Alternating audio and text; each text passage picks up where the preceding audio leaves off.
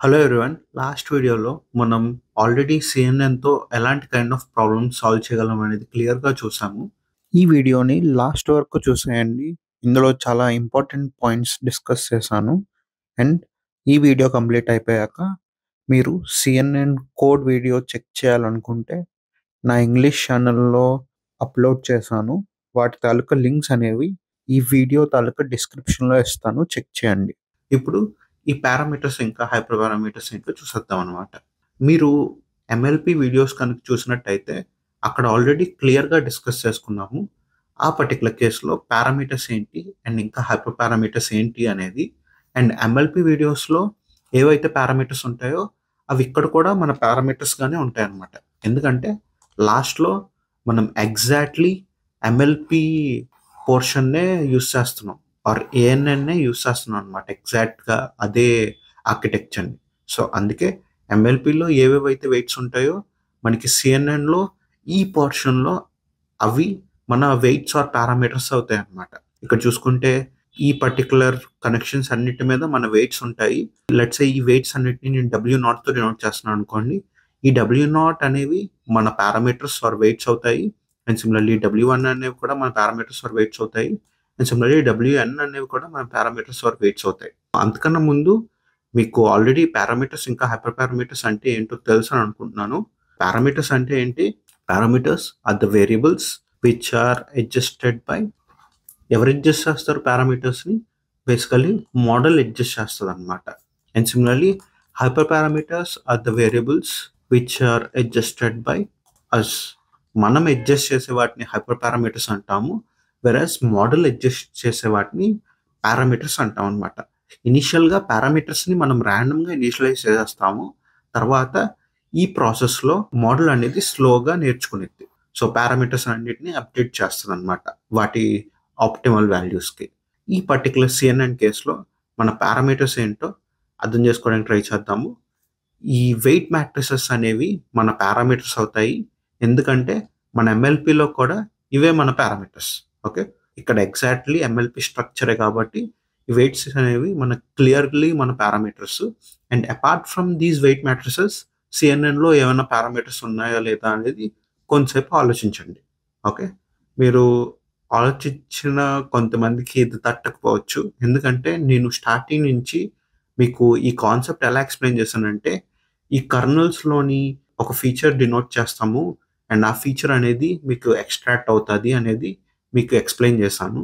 కానీ in general అలా జరగదనమాట. Let's say మన దగ్గర ఒక హ్యూమన్ ఫేస్ ఉందనుకోండి.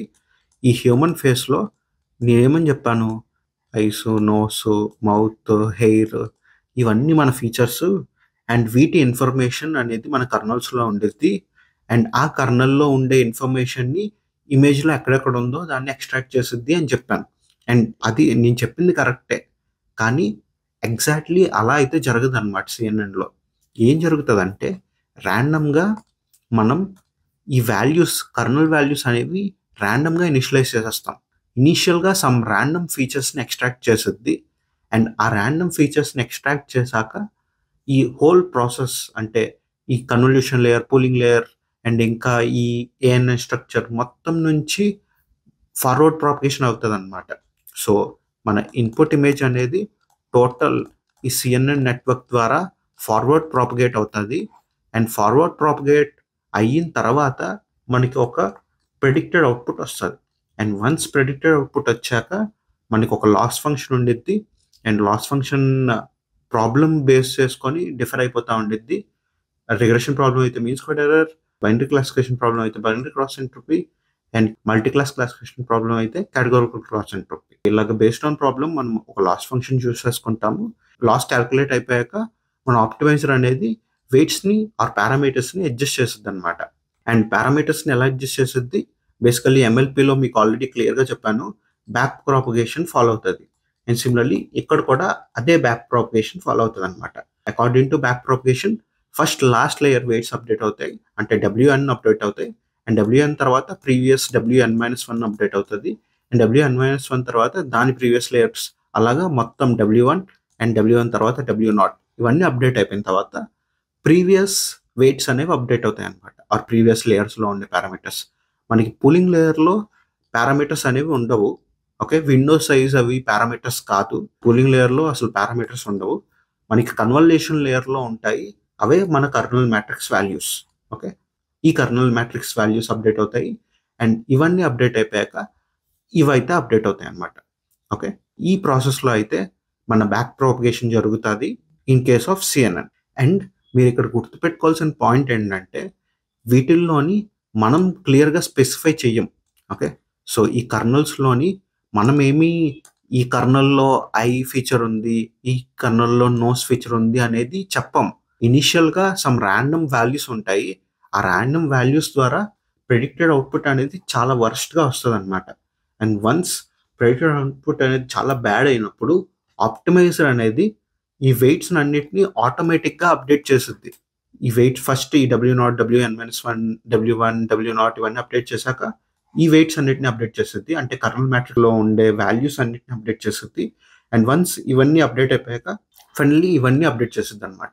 ఓవర్ టైమ్ ఏమవుతదంటే ఈ వాల్యూస్ అనేవి ఫీచర్స్ లైక్ ఐస్, నోస్ అలా అడ్జస్ట్ అవుతాయన్నమాట. సో, మీకు అర్థం కావడానికి ఇనిషియల్‌గా వీటిల్లో ఐస్, నోస్ అవి రిప్రజెంట్ అవుతాయని మీకు చెప్పాను. కానీ ఎగ్జాక్ట్‌గా అలా అయితే జరగదు. ఇనిషియల్‌గా ఇందులో ఉండేవి రాండమ్ వాల్యూస్. అండ్ ఆ రాండమ్ వాల్యూస్ నుంచి ఏదో ఎక్స్ట్రాక్ట్ చేయడానికి ట్రై చేసిద్ది గానీ, అవి ఫీచర్స్ మంచివి కానప్పుడు ఆబ్వియస్‌లీ మన అవుట్‌పుట్ అనేది సరింగా రాదు. సో, అవుట్‌పుట్ ఎప్పుడైతే మనకి సరింగా రాదో మోడల్ అనేది ఆటోమేటిక్‌గా ఈ వెయిట్స్ అనేవి దానంతట అదే అప్డేట్ చేసుకునిద్దనమాట బ్యాక్ ప్రొపగేషన్ ద్వారా.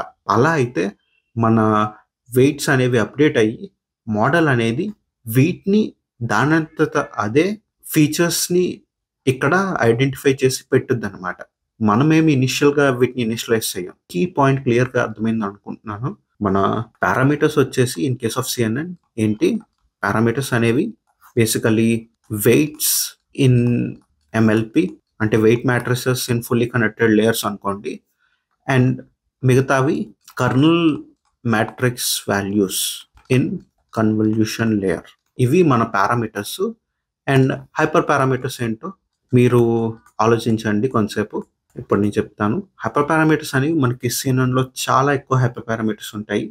ఏఎన్ఎన్‌లో ఆర్ ఎంఎల్‌పిలో ఏవేవైతే హైపర్ పారామీటర్స్ ఉంటాయో అవి ఇక్కడ కూడా ఉంటాయి. Like number of neurons that we use in each hidden layer. And similarly number of hidden layers or fully connected layers. ఇవన్నీ మన హైపర్ పారామీటర్స్ అవుతాయి. అండ్ ఇంకా యాక్టివేషన్ ఫంక్షన్ మనం ఏది యూజ్ చేస్తాము అనేది కూడా ఒక హైపర్ పారామీటర్ హిడెన్ లేయర్స్‌లో ఆర్ ఫుల్లీ కనెక్టెడ్ లేయర్స్‌లో. అండ్ ఇవి కాకుండా సిఎన్ఎన్ స్పెసిఫిక్ ఏంటో డిస్కస్ చేసుకుందాము. లైక్ స్ట్రైడ్ ఏంటో మనం చెప్పాం కదా! స్ట్రైడ్ అనేది ఒక హైపర్ పారామీటర్. ప్యాడింగ్ అనేది ఒక హైపర్ పారామీటర్. అండ్ ఇంకా నంబర్ ఆఫ్ కన్వల్యూషన్ ఇంకా పూలింగ్ లేయర్స్ అనేది ఒక హైపర్ పారామీటర్. అండ్ ఇవి కాకుండా మీకు కర్నల్ సైజ్ అనేది ఒక hyper parameter. And number of kernels అనేది ఒక హైపర్ పారామీటర్. విండో సైజ్ అనేది ఒక హైపర్ పారామీటర్. మనం పూలింగ్‌లో విండో సైజ్ యూజ్ చేస్తాం కదా! ఈ విండో సైజ్ కూడా హైపర్ పారామీటర్ అన్నమాట. ఇలా చాలానే ఉండొచ్చు. ఏమన్నా మిస్ అయితే మిస్ అవ్వచ్చు నేను. ఇవన్నీ మన హైపర్ పారామీటర్స్. ఓకే. వీటన్నిటిని మనమే డిసైడ్ చేయాలి.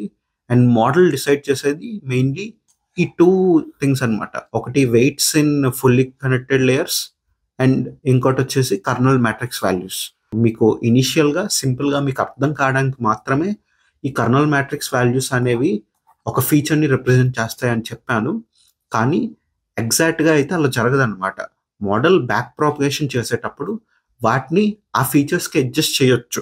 ఇది ఇన్ జనరల్ జరిగే ప్రాసెస్. చాలామందికి నేనిప్పుడు చెప్పిన పాయింట్ అర్థం కాదనమాట. చాలామంది ఏమనుకుంటారంటే, ఈ కర్నల్ మ్యాట్రిక్స్‌లోని మనం ఆల్రెడీ ప్రీ డిఫైన్డ్‌గా పెట్టేస్తామని అనుకుంటారు చాలామంది. కానీ కాన్సెప్ట్ అయితే అది కాదనమాట. ఇవి ఆటోమేటిక్‌గా మోడలే అడ్జస్ట్ చేసిద్ది. ఈ ఈ ఫీచర్స్‌కి తగినట్టనమాట. మనం జస్ట్ మీకు ఎక్స్‌ప్లెయిన్ చేయడానికి ఇక్కడ ఐ ఉండిద్ది, ఇక్కడ నోస్ ఉండిద్ది, ఇక్కడ హెయిర్ ఉండిద్ది. అలాగా ఈ కర్నల్స్‌లో వేరే వేరే ఉంటాయని చెప్పాను. కానీ ఎగ్జాక్ట్‌గా అవే ఉండాల్సిన అవసరం లేదు. ఈ కర్నల్‌లో కాంబినేషన్ ఆఫ్ ఐ ఇంకా నోస్ ఉండొచ్చు.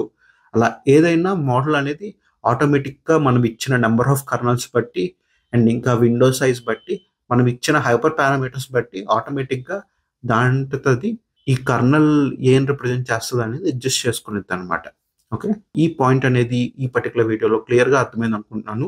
ఒకవేళ ఏమన్నా డౌట్స్ ఉంటే కామెంట్ సెక్షన్‌లో కామెంట్ చేయండి. That's it for this video. Thank you everyone. Bye bye.